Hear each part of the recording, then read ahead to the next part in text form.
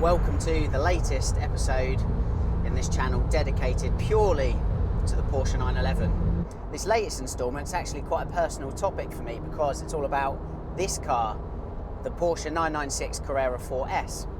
The 996 C4S is actually a very unique model. It falls as part of a long line of what Porsche likes to call turbo look cars. Now, to give you a background on this, in the mid-1970s when Porsche released the 911 Turbo, it came with a super wide body, big, thick, chunky steel arches, a whale tail which in later iterations turned to a T-tray. It was an iconic look and a lot of people wanted that for their own 911 even if it wasn't a turbo. So a lot of specialists and coach builders actually started making up the turbo bodies onto naturally aspirated 911 of the time. By the turn of the 1980s, Porsche realised they were actually missing out on quite a big bit of business. So they started offering turbo look cars themselves. Now this was around the time of the 3.2 Carrera, so they called these cars the SSE, Supersport equipment. And to all intents and purposes, it looked like the 911 Turbo, but was missing that crucial ingredient, the turbocharger. By the introduction of the 964 generation, there wasn't a turbo look model per se. By the 993 generation though, Porsche wanted to sign off from the air-cooled generation in style and actually made two turbo look cars. There was a 993 C2S and then there was a 993 C4S. The obvious difference is the 2 was rear-wheel drive, the 4 had power going to both front and rear axles. But both cars were wide body, had a really good spec out the box and had a unique deck lid that was different to both the 911 Turbo and the 911 Carrera, so it really set itself apart. By the turn of water cooling and the 996, Porsche pretty much took the remit of what they did with the 993 and instilled it in a 996. The 996 C4S was born.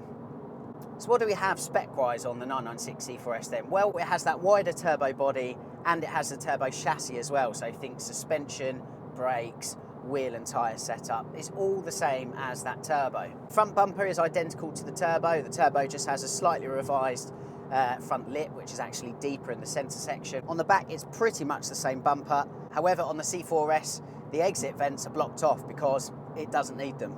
Other differences really between the C4S and the Turbo 996, look down the side of this car, you don't see the side air intakes. So the C4S benefits from the turbo wide body but the nice clean lines of the Carrera.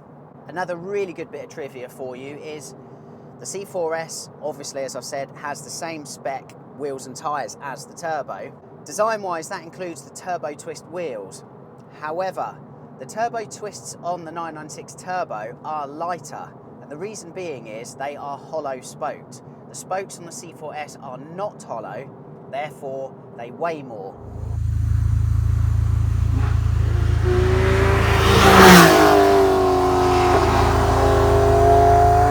Then we come to a major topic of the 996 C4S's design and is really one of the major reasons I bought this car, and that is at the back. It has that glorious red strip running right across its rump.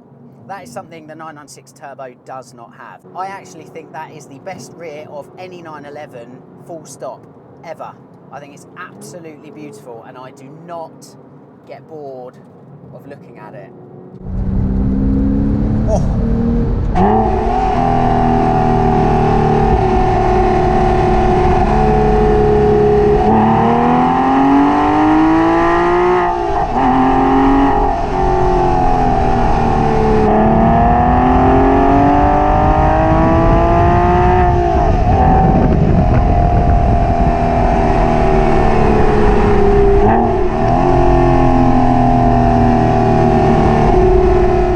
How does the 996 C4S compare to, say, the 996 C4? That's the Gen 2 car, it's narrow body, unlike this, but it shares its 320 horsepower, 3.6 litre, naturally aspirated flat 6.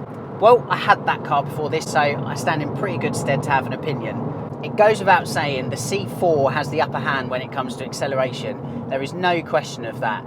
This C4S has a superior weight of 65 kilos over the C4. This weighs in at a hefty 1,495 kilos, whereas the C4 comes in at 1,430. Now that 65 kilos is comparable to, say, a very light adult, your wife, for example.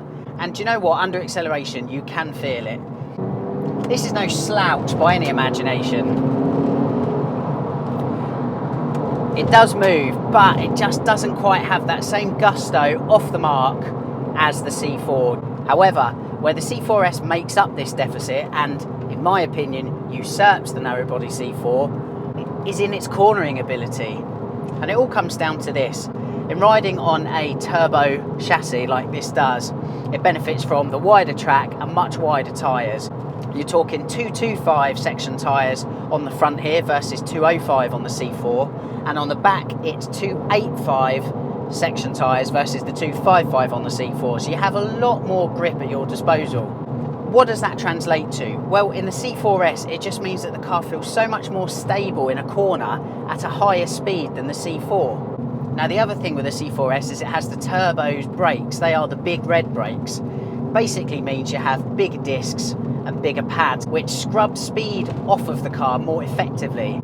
What does all of this mean? Well, again, it means in the C4S you can be on the gas for longer than the C4. It means you can carry more speed into a corner than the C4, and it means ultimately you can get on the gas earlier than the C4. And that all makes for what I believe to be a better drive. How does it compare to the turbo?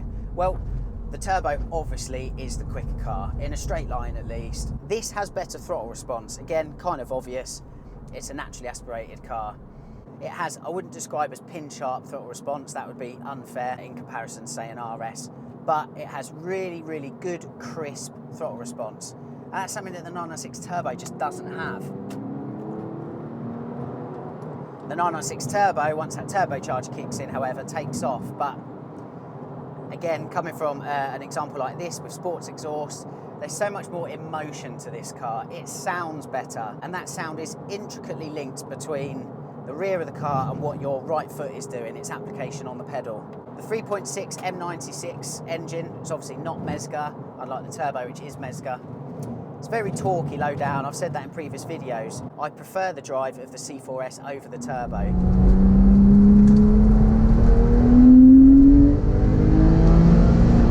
Beautiful. So that is the 996 Carrera 4S in a nutshell, and why I think it's the best 996 outside of the GT range. Now, I'm not just saying that because it's my 911. I don't actually stand to gain anything from it. And in fact, by the time this video comes out, the car is likely going to be sold, but that's not the point. The point is this: the 996 C4S is a cracking 911. It's already a modern classic, and it's going to be difficult turning my back on it.